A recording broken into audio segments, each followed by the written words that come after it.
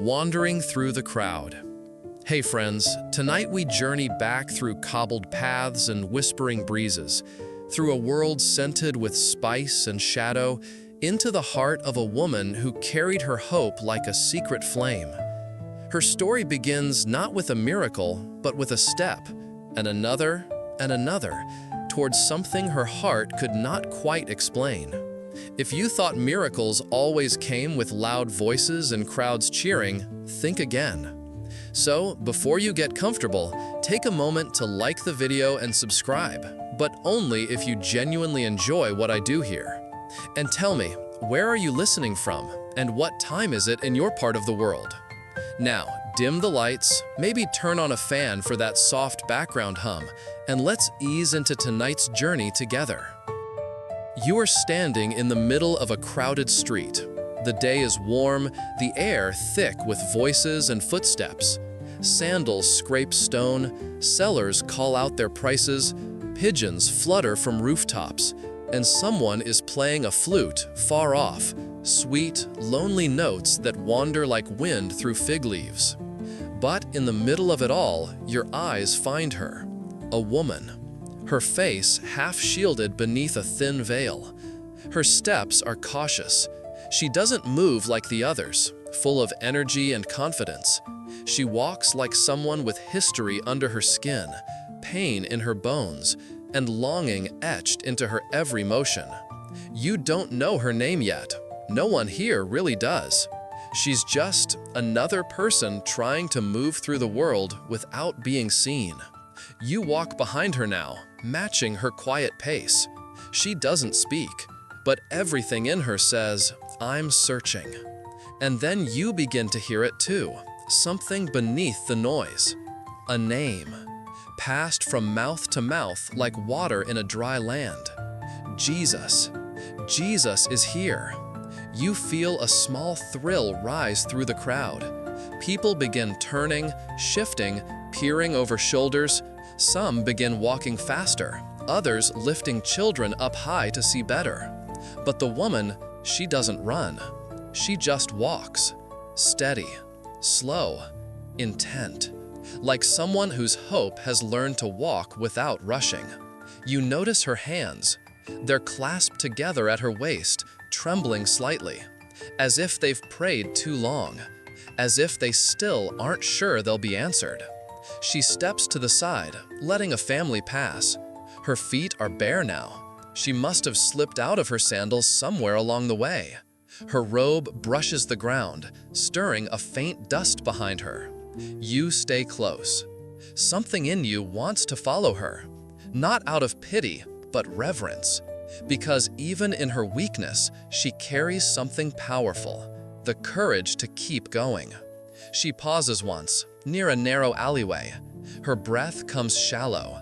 You hear her whisper, maybe a prayer, maybe a name.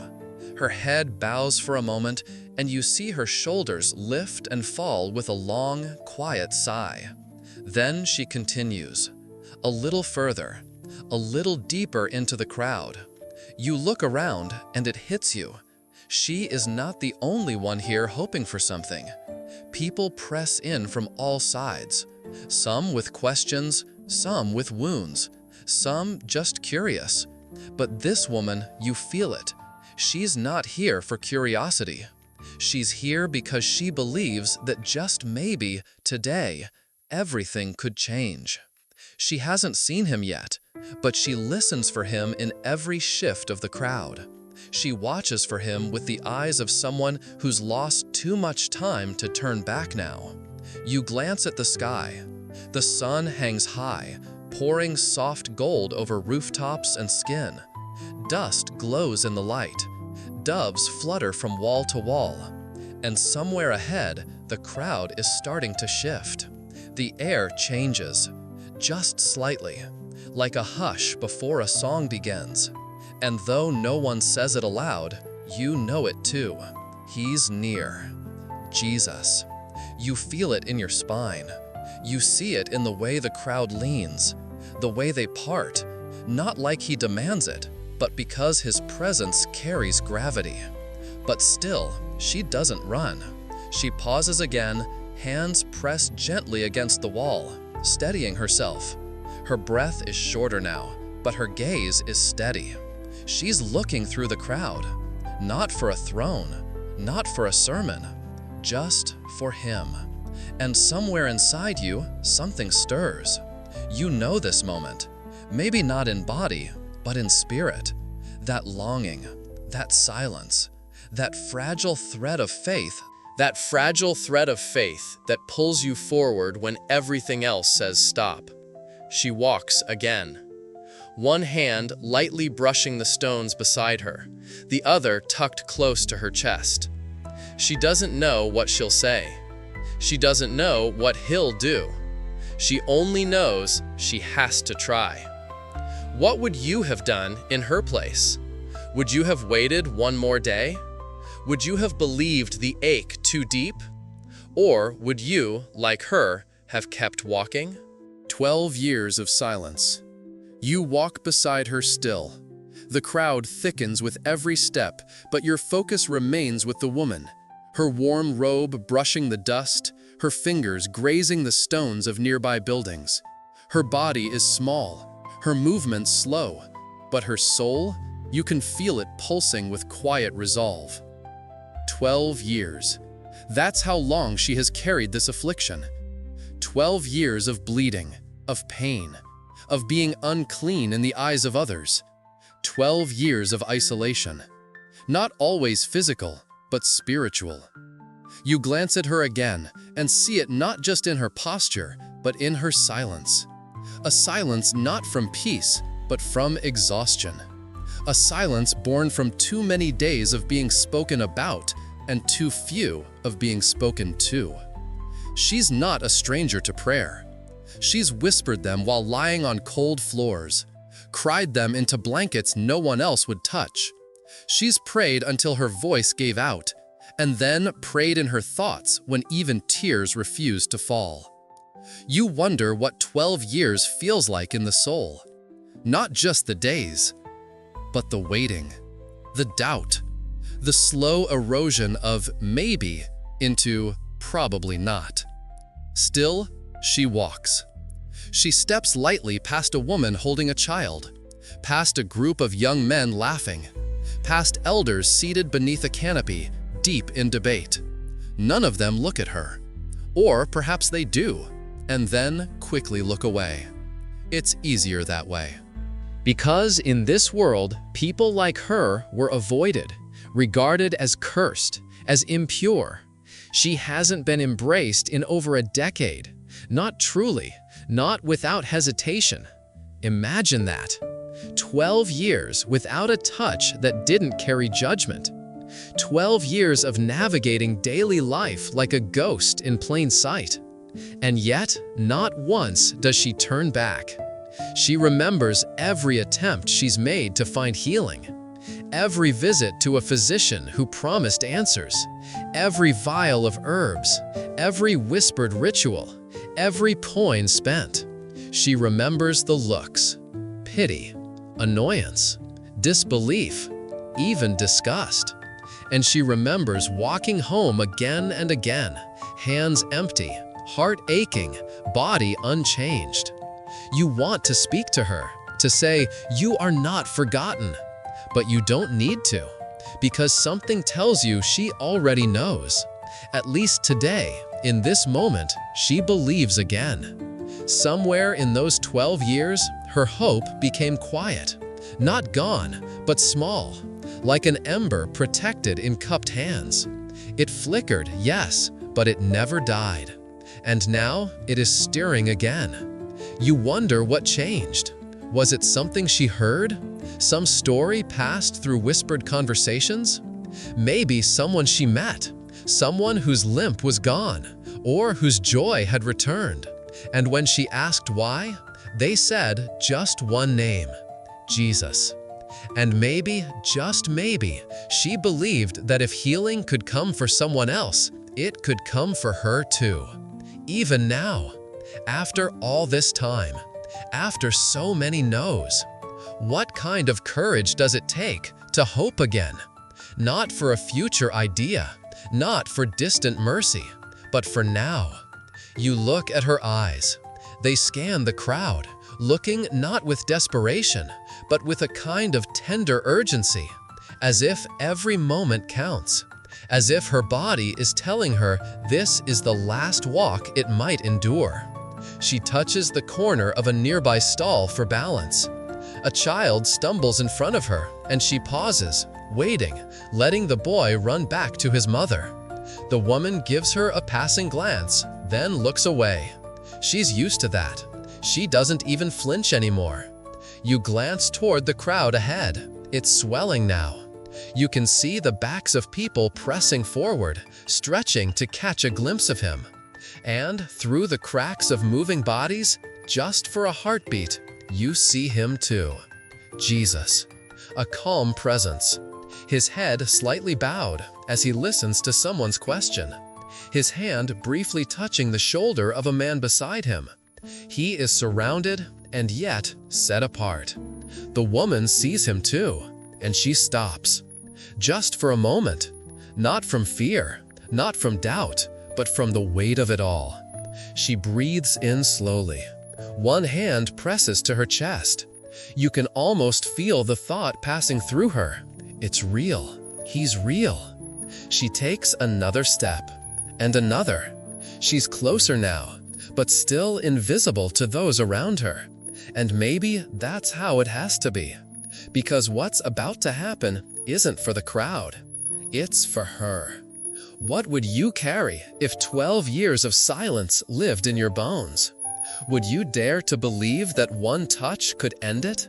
That one brush of cloth could break the rules, break the pain, and speak louder than all the years of being ignored? You watch her press forward again. And this time, her steps are no longer just slow. They are sacred. No one could help her. You follow her into a narrower passage, the press of the crowd easing for a moment, the walls closer now, stone and shadow on either side. The sounds of the market behind her grow faint, as if the world itself is stepping back to let her pass through this memory, this ache.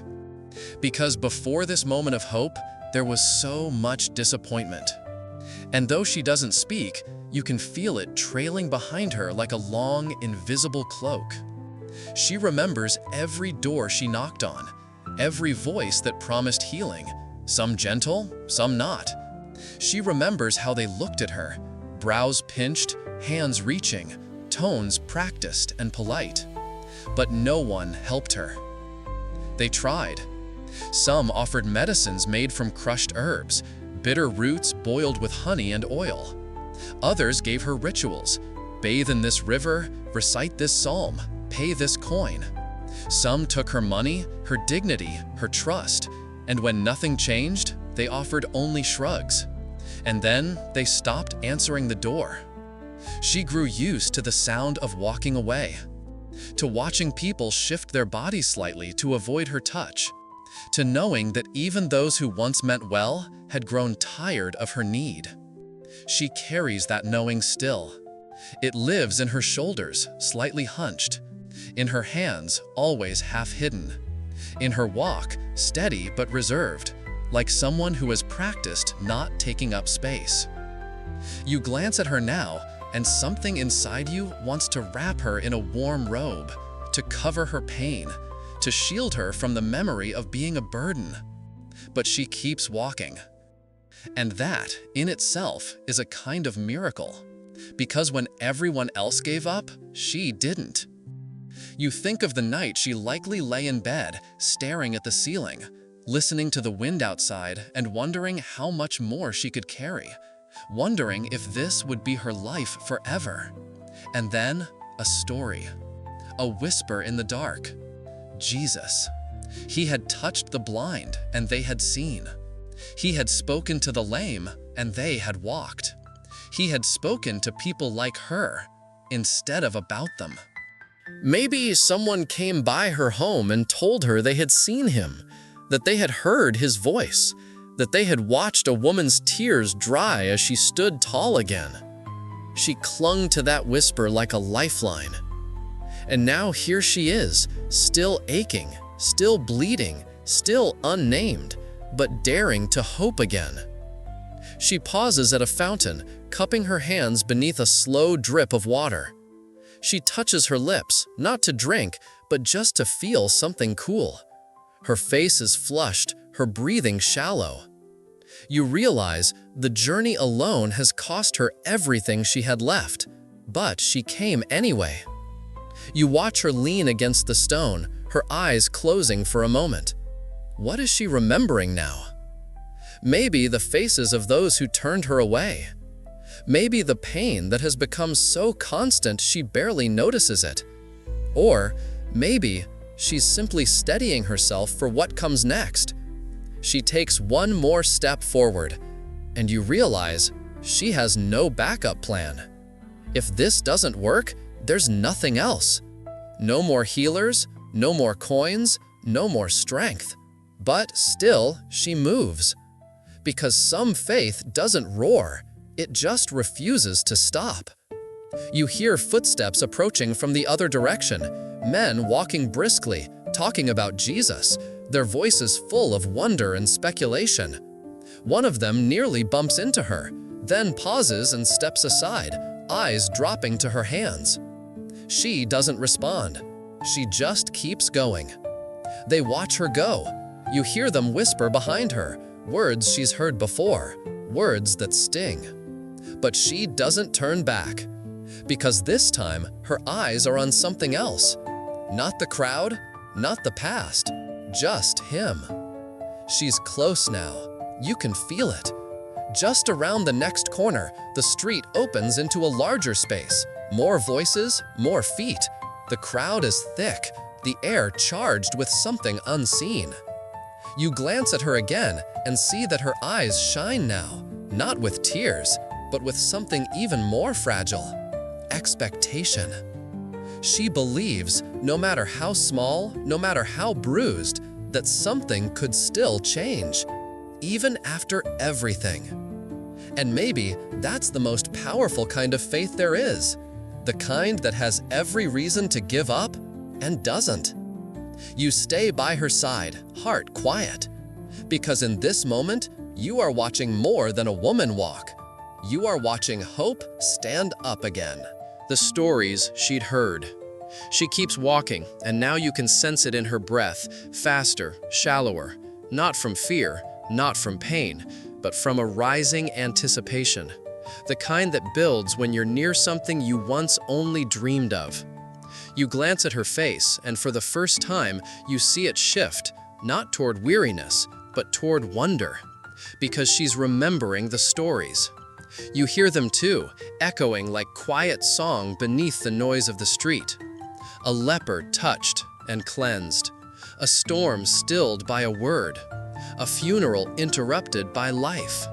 She had heard them whispered in back rooms, murmured over fences, shared by women drawing water from the well. And for months, maybe longer, she wondered if any of them were true. She had always arrived too late, too weak to travel, too uncertain to ask. But now she's here. Now her feet carry her not on rumor, but on remembrance. She remembers the woman with the crooked back who stood straight again after he spoke. She remembers the blind beggar who cried out and how silence didn't stop him. She remembers the centurion's servant healed by a word spoken from far away. All these things, and yet none like her, because no one's story had been her story. None had suffered exactly like she had. None had bled this long, this privately, this painfully. And still, she walks. Not because she fits the stories, but because they taught her this. He sees, he stops, he touches, he hears. She touches her chest lightly, fingers curling over her heart, as if to hold those stories inside her one more time before the moment arrives. It's strange how hope works, how it rises again even after the door has slammed shut 100 times, how it stills the tremble in your knees, how it quiets every doubt with just one thought: what if it's true? She rounds the corner, and the crowd expands before her like a sea. People everywhere. Some calling his name, some reaching out, some merely curious, watching from a distance. She stops, not out of fear, but out of reverence. She sees him now. Jesus. He is not standing on a platform. He is not dressed like royalty. He is not flanked by guards or banners. He's just walking. And yet, the space around him feels sacred. Even the air seems to slow. He moves through the people, not like someone commanding attention, but like someone offering peace. He listens, he turns, he touches, and her breath catches. Because he's real. He's not just a story, not just a rumor passed through sleepless nights. He is here, and so is she. You stand beside her now, close enough to hear her whisper under her breath, "If I could only touch his robe." It's not a shout, it's not a demand, it's a prayer, a hope worn thin by years and still alive. She knows she cannot speak to him. The crowd is too thick, her strength too little, her shame too long carried.